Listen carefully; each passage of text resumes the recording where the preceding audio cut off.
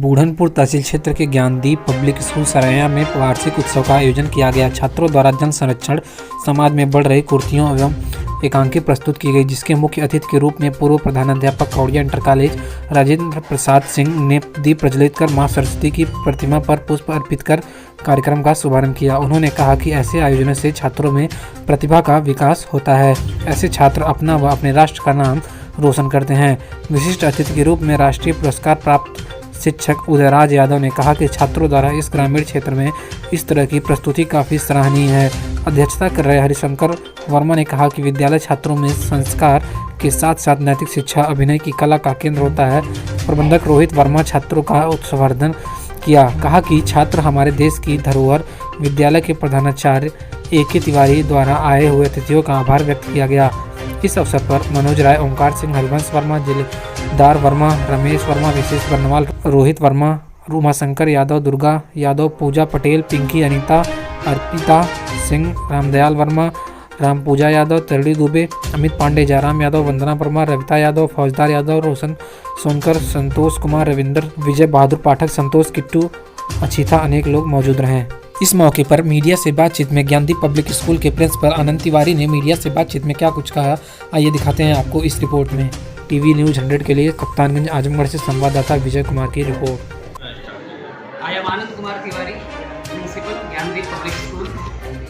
Today we have celebrated our annual function as well as result distribution day. It's a fact that such type of activities are essential for the all-round development of students. As our students performed very well and the program was very much satisfactory. In future as well, we will try to improve more and more and to just serve the society, the students, the parents and all the members of the country in a very positive manner. इस तरह की जो भी गतिविधियां होती हैं, क्योंकि पढ़ाई सिर्फ बुकिश नॉलेज को नहीं कहा जाता, सिर्फ किताबी ज्ञान नहीं होता है। बच्चों का चहुमुखी विकास जो है वो कहीं ना कहीं बहुत आवश्यक है और वो विकास इस तरह की को करिकुलर एक्टिविटीज़ से ही आता है। तो ज्ञानदीप पब्लिक स्कूल फैमिली की तरफ से मैं आप लोगों को, अपने एरिया वालों को, अपनी सोसाइटी को इस चीज़ के लिए आश्वस्त करता हूँ कि फ्यूचर में भी हम स्टूडेंट्स को लेकर बहुत ही अलर्ट और बहुत ही पॉजिटिव एटीट्यूड के साथ काम करने वाले हैं और वो चीज़ें जिसके लिए कि बच्चों को, पेरेंट्स को बहुत एक लॉन्ग डिस्टेंस ट्रैवल करके शिक्षा ग्रहण करनी पड़ती है, इस ग्रामीण अंचल में ही हम उस चीज़ को प्रोवाइड कराने की पूरी भरपूर कोशिश करेंगे। जैसे आपने बताया एनुअल फंक्शन की साल के अंत में जी जो रिजल्ट डिस्ट्रीब्यूट करते हैं, जो छात्रों में जो आप कह रहे हैं प्रतिस्पर्धा और सारी चीज़ों को देखने के बाद आप एक रिजल्ट मतलब कि उसके टॉप की लिस्ट बनाते हैं और हर स्टूडेंट को सारी चीज़ों में सेलिब्रेट कराते हैं, जैसे सांस्कृतिक कार्यक्रम से लेकर के और भी चीज़ों। ये जो एनुअल फंक्शन आप लोगों का चलता है, मतलब वर्ष में एक बार होता है, तो क्या एक या साल में एक ही बार होना चाहिए कि और भी बार? जैसे हमेशा कहा जाता है कि जो एनुअल फंक्शन से बच्चों में तो और भी चीज़ों का, जैसे कहते हैं कि पढ़ाई के साथ साथ पुस्तकीय ज्ञान के साथ साथ और भी चीज़ों का विकास होना चाहिए, जैसे सांस्कृतिक क्षेत्र में, गायन क्षेत्र में, डांस के क्षेत्र में, मतलब हर प्रतिभा का। लेकिन आप साल में एक बार जो करते हैं, क्या ये हमेशा चलता रहता है बीच में? आपका क्वेश्चन बहुत पॉजिटिव है और ऐसे क्वेश्चंस हम एक्सपेक्ट भी करते हैं कि पेरेंट्स जो है इस तरह के क्वेश्चन पुट करें। पहली चीज़ मैं आपको क्लियर करना चाहूँगा कि जैसे इसका नाम ही है एनुअल फंक्शन। एनुअल मीन्स ये 2 साल में आपने बहुत ज़्यादा चीज़ें खोई होंगी, बच्चों ने भी खोया। जी।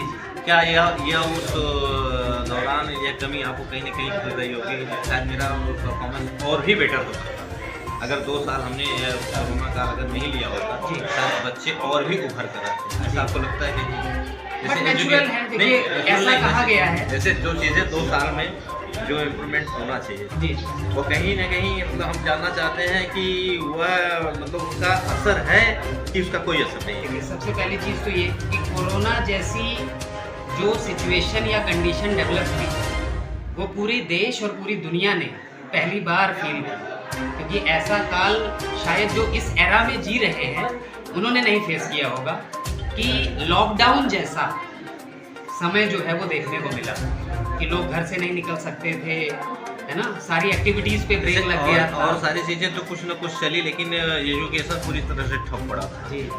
जैसे ऐसे में छात्रों के साथ जैसे जो चीज़ें आप बनाए होंगे पहले, जो टारगेट होता है, उस टारगेट को फेस कर पाना हमको लगता है कहीं ना कहीं चुनौतीपूर्ण रहा होगा। होता क्या है ना, देखिए हर चीज़ के दो पहलू होते हैं, एक पॉजिटिव और एक नेगेटिव, है ना। जैसे कहीं ना कहीं अगर कोरोना ने ऑफलाइन सिस्टम को ब्रेक किया तो ऑनलाइन सिस्टम को बूस्ट भी किया, और क्योंकि आने वाला ज़माना जो है वो टेक्निकल ही रहेगा और ऑनलाइन चीज़ों से, जैसे आप एक एग्जांपल ले लीजिए। आपने हमसे कहा rural, we belong to rural area, we can not support in city area, तो मतलब उसके तुलना में हम भी देहात में ऐसी जगहों पे जैसे ऑनलाइन सुविधाओं के हिसाब से, जैसे मुझे नहीं लगता कि ऑनलाइन व्यवस्था की सुटेबल जितने शहरों में चल रही है तो देहात में चल रही है। Practice makes a man perfect.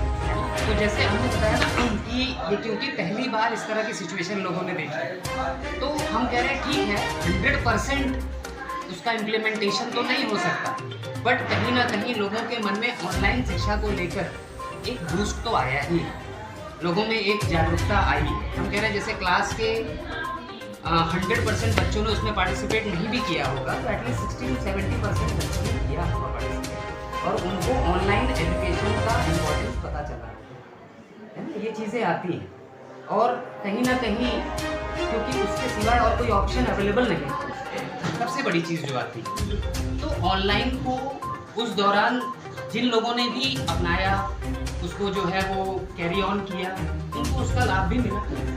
जैसे एक एग्जांपल आप बैंक का ले लीजिए, जब तक बैंकिंग व्यवस्था जो थी वो जैसे मैनुअल थी, जब तक इस तरह की ऑनलाइन बैंकिंग वगैरह नहीं होती